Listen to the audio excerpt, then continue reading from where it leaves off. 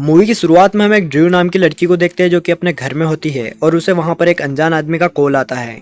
वो थोड़ी देर बातें करते हैं और वो आदमी ड्रू को डराने की कोशिश करता है। तब ड्रू उससे पूछती है तुम क्या चाहते हो। वो आदमी इससे कहता है मैं चाहता नहीं, मैं चाटता हूँ। ड्रू इससे डर जाती है और उससे कहती है थोड़ी ही देर में मेरा बॉयफ्रेंड घर आने वाला है और वो तुम्हें अच्छे से चटाएगा धूल। वो आदमी उससे कहता है कि तुम्हारे बॉयफ्रेंड को तो मैंने पहले ही बाहर बांध के रखा है। ड्रू उसे देखने के लिए जाती है और कहती है ये मेरा बॉयफ्रेंड नहीं है। वो आदमी से कहता है कि मैं तुम्हें देख सकता हूँ और तुम अपने घर का पीछे का दरवाजा तो लगाना भूल ही गई। ड्रू उस दरवाजे को लगाने के लिए जाती है, तब तक वो देखती है कि वो किलर अंदर आ चुका है। अब वो बाहर की ओर भागती है। वहाँ पर उसे दो साइन दिखाई देते हैं, सेफ्टी और डेथ। वो डेथ की ओर भागती है। Women. लड़की मस्त भागते हुए जाती है। किलर उसे पकड़ लेता है और उसके सीने में चाकू घोंप देता है। उसके चाकू में उसका सिलिकॉन आ जाता है। ड्रू घायल हालत में भागती है। उसके सामने से उसके डेड की कार आ रही होती है। वो उनसे मदद मांगती है पर उसके डेड अपनी बांसुरी बजवाने में व्यस्त थे और उसे ठोक कर निकल जाते हैं और वो किलर उसका काम तमाम कर देता है। आगे हम सिंडी को देखते हैं जो कि अपने रूम में होती है। वहाँ पर खिड़की से उसका बॉयफ्रेंड बॉबी आता है। ये दोनों किस करते हैं और फिर बॉबी इंटीमेट होने की कोशिश करता है, पर सिंडी के डैड ने उसके गुप्तांग पर एक जालीदार लॉक लगाया होता है। ये देखकर बॉबी वहां से चला जाता है। अब अगले दिन सिंडी कॉलेज जाती है। वहां पर उसकी दो दोस्त ब्रेंडा और ब्रीफ होती है। कॉलेज में कुछ रिपोर्टर भी आए हुए होते हैं ड्रू की मौत की इन्वेस्टिगेशन के लिए। अब हम कॉलेज में सिंडी के और भी दोस्त बॉबी, ग्रेग और सोर्टी को देखते हैं। सिंडी उनसे कहती है कि यह सब अजीब नहीं है कि ड्रू की मौत उस घटना के ठीक 1 साल बाद हुई। और अब हमें 1 साल पहले का सीन दिखाया जाता है जहाँ पर ये सारे दोस्त कार में मस्ती करते हुए जा रहे होते हैं। इनका ध्यान कहीं और होता है और ये अपनी गाड़ी से एक आदमी को ठोक देते हैं। फिर ये सब बाहर निकलते हैं और परेशान हो जाते हैं कि अब इसका क्या करना। वो आदमी उठता है और इनसे कहता है कि मैं ठीक हूँ और जाने लगता है। तभी ग्रेग अपनी बियर की बोतल पीछे फेंकता है और वो बोतल उस आदमी के सिर पर लगती है और वो आदमी बेहोश हो जाता है। फिर ये सब लोग मिलकर उस आदमी को पानी में फेंक देते हैं। वहाँ पर ग्रेग सबको कहता है कि कसम खाओ इस बारे में किसी को नहीं बताएंगे। सिंडी थोड़ी देर चुप रहती है तो ग्रेग उसका गला दबा लेता है और कहता है बोल बहन की लोरी इसके बारे में किसी को नहीं बताएगी। सिंडी कहती है ठीक है नहीं बताएंगे। अब प्रेजेंट का सीन दिखाया जाता है। वो रिपोर्टर कॉलेज में होती है। वो पुलिस वाले से पूछताछ करती है पर पुलिस वाले से कुछ नहीं बताते। तब वो एक आदमी के पास जाती है। इसका नाम डूफी है और इसका दिमाग एक बच्चे की तरह है। रिपोर्टर उससे पूछताछ करती है और उससे कहती है अगर तुम मुझे इस केस के बारे में बताओगे तो मैं तुम्हारे साथ उस वैन में अब हमें क्लासरूम में सिंडी दिखाई जाती है जिसे एक नोट मिलता है। उसमें लिखा था कि मुझे पता है कि तुमने लास्ट हेलोवीन क्या किया था। इससे सिंडी डर जाती है। अब हमें ग्रेग दिखाया जाता है जिसे भी एक नोट मिलता है। उसमें उसकी एक फोटो होती है जिसमें उसकी छोटी लुल्ली होती है। इससे ग्रेग को गुस्सा आता है और वो रे को मारने के लिए चला जाता है क्योंकि उसको लगता है कि ये उसने किया है। तभी सिंडी उससे कहती है कि उसे भी एक ऐसा नोट मिला है। सिंडी उनसे कहती है कि अब हमें पुलिस को बता देना चाहिए। इससे ग्रेग को गुस्सा आ जाता है और वो सिंडी को दे दनादन कर देता है। कॉलेज में ब्यूटी कॉन्टेस्ट होता है जिसमें बफी हिस्सा लेती है। उसे वहाँ पर एक्टिंग भी करनी होती है। उसे देखने के लिए वहाँ पर ग्रेग आता है। तभी वहाँ पर वो किलर आता है और ग्रेग को मारने लगता है। बफी चिल्लाती है पर सबको लगता है कि वो एक्टिंग कर रही है और वो किलर ग्रेग को मार देता है और बफी वहाँ विनर बन जाती है। अगले दिन सिंडी को उस किलर का फोन आता है। वो किलर उससे कहता है मैं तुम्हें देख सकता हूँ। सिंडी कहती है मैं भी तुम्हें देख सकती हूँ और उसे थप्पा कर देती है। किलर उसे पीछे मुड़ने के लिए कहता है और इधर उधर छुपने की जगह ढूंढता है।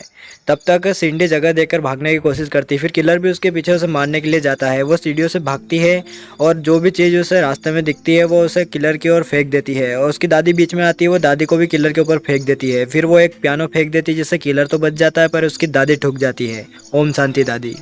फिर सिंडी पुलिस को कॉल कर देती है। उसके बाद पुलिस वहां आ जाती है और वो किलर वहां से चला जाता है। तभी सिंडी का बॉयफ्रेंड बॉबी भी वहां पर आता है और वो बॉबी के पास वो मास्क और वो चाकू देखती है जिसके बाद उसे लगता है कि यही किलर है। पुलिस बॉबी को पकड़ कर ले जाती है। पुलिस सिंडी से पूछताछ करती है और सिंडी उन्हें सब कुछ सच सच बता देती है। अब सैंडी बफी के घर जाती है। वहां में पता चलता है कि डूफी बफी का भाई है। वहां पर सैंडी को उस किलर का कॉल आता है जिससे समझ जाते हैं कि बॉबी वो किलर नहीं है। अब हम बफी को देखते हैं। उसे मारने के लिए वो किलर उसके पास जाता है पर बफी को लगता है कोई उसके साथ प्रैंक कर रहा है, इसलिए वो उसे बिल्कुल भी सीरियस नहीं लेती। वो किलर उसको चाकू घोंप देता है। उसके बाद भी बफी उसे सीरियस नहीं लेती और उसके सामने बोलती ही चली जाती है। इससे परेशान होकर वो किलर उसकी गर्दन निकाल देता है पर बफी फिर भी चुप नहीं होती। किलर उसकी गर्दन को डस्टबिन में फेंक देता है और वहां से चला जाता है। Women. अब हम ब्रेंडा को देखते हैं जो कि एक मूवी थिएटर में होती है।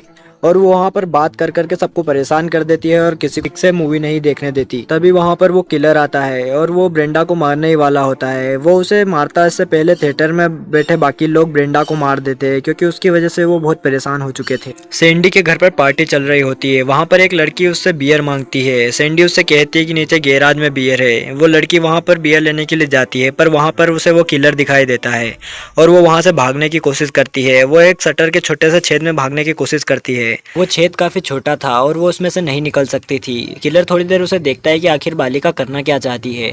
फिर वो शटर ऊंची कर देता है, पर शटर उसके वेट से नीचे गिर जाती है और वो उसमें मर जाती है। Women. अब किलर सोर्टी के पास जाता है। सोर्टी अपने दोस्तों के साथ गांजा फूक रहा होता है। किलर भी थोड़ी देर उनके साथ गांजा फूकता है, फिर वो उनके सारे दोस्तों को निपटा देता है। बॉबी और सैंडी बातें कर रहे होते हैं, तभी किलर वहां पर आता है और बॉबी को चाकू मार देता है। उसके बाद वो सैंडी को मारने के लिए उसके पीछे जाता है। सैंडी वहां से भागती है और अपने डेट की गन निकाल लेती है। बॉबी घायल अवस्था में सैंडी के पास जाता है और उससे वो उसकी गन ले लेता है। तभी वहां पर सोर्टी भी आता है जो बहुत डरा हुआ होता है।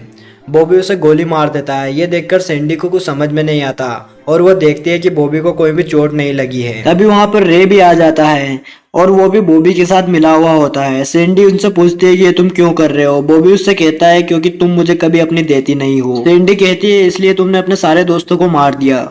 बॉबी कहता है कि सारों को नहीं, मैंने तो सिर्फ सोर्टी को मारा है और अब मैं तुम्हें भी मार दूंगा और इल्जाम उस सीरियल किलर पर आएगा। रे और बॉबी का ये प्लान था कि वो एक दूसरे को चाकू मारकर घायल कर देंगे जिससे उन पर किसी को शक नहीं होगा। पहले रे को बॉबी को चाकू मारना था, पर बॉबी को डर लगता है और वो नाटक करने लगता है। इससे रे को गुस्सा आता है और वो बॉबी को धे चाकू कर देता है, जिससे बॉबी की मौत हो जाती है। फिर तभी सीरियल किलर आता है और रे को मार देता है, जिससे इन दोनों की मौत हो जाती है। और फिर अब वो सैंडी को मारने के लिए जाता है। सैंडी अपने भयानक कुंफू मूव करती है। अब सैंडी और किलर के बीच में कुंफू फाइट होती है। सैंडी लात मारकर किलर को खिड़की से बाहर फेंक देती है। वहां पर पुलिस आ जाती है और वो किलर वहां से भाग जाता है।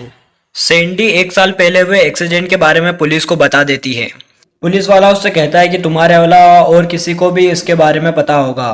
तब सैंडी को याद आता है कि इनके अलावा सिर्फ डूफी को ही उसके बारे में पता था। अब हम डूफी को देखते हैं जो कि अपना भेष बदलता है और हमें पता चलता है कि वो पागल नहीं था, वो लोगों को पागल बना रहा था और वो उस रिपोर्टर के साथ वहां से चला जाता है। अब आप सोच रहे होंगे कि वो इन लोगों को मार क्यों रहा था, तो ये राज भी उसी के साथ चला गया। यार आज के वीडियो में बस इतना ही। अगर भूले भटके यहाँ तक देख लिया तो चैनल को सब्सक्राइब कर देना और वीडियो को एक लाइक ठोक देना।